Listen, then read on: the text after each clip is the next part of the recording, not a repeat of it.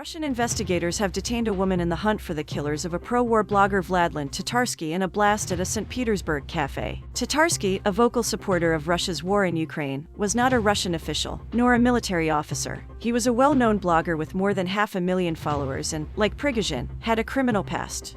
The Ukrainians have proved themselves as more than capable of carrying out drone attacks and explosions deep inside Russian territory in recent months. They rarely admit involvement but often drop hints. Don't forget to subscribe to BNC News for more updates.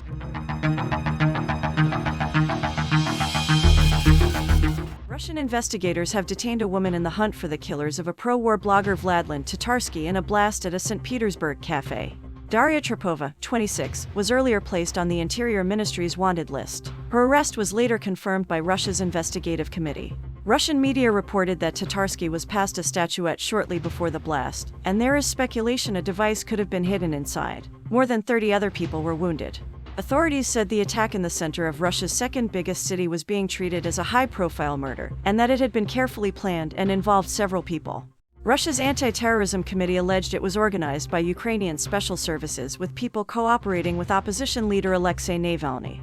Mr. Navalny has been in jail ever since he returned to Russia from Germany in January 2021. He survived a nerve agent attack in Russia in August 2020, which was blamed on Russian security service agents. Ms. Trepova was detained in a St. Petersburg flat owned by a friend of her husband's, Russian reports said. On the day of Russia's full-scale invasion last year, she was reportedly detained for a number of days for taking part in an anti-war protest. Tatarsky had been attending a patriotic meeting with supporters in the cafe as a guest speaker.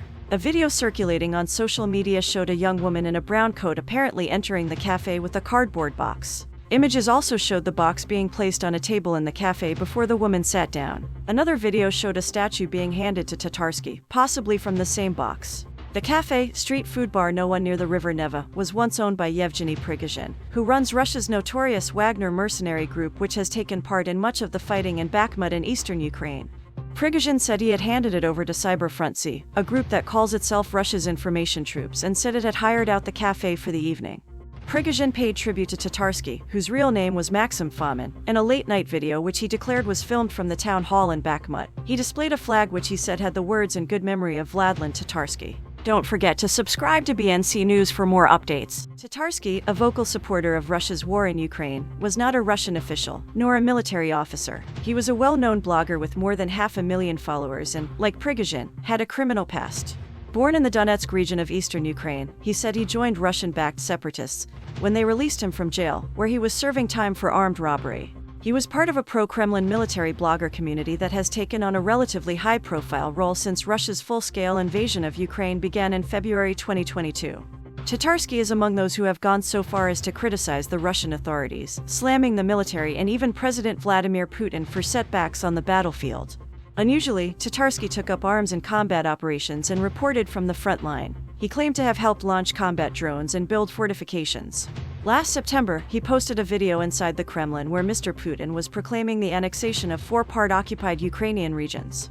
"We will defeat everyone, we will kill everyone, we will rob everyone as necessary, just as we like it," Tatarsky told his followers. The military bloggers have provided information about the war in a country where many have become frustrated with the lack of accurate information from official sources. Information provided by the Russian military, Kremlin-controlled television, and state officials has been criticized for being inaccurate. Last week, several official Russian sources shared a video allegedly showing Ukrainian troops harassing civilians. Western analysts proved using open-source information that the video had been staged.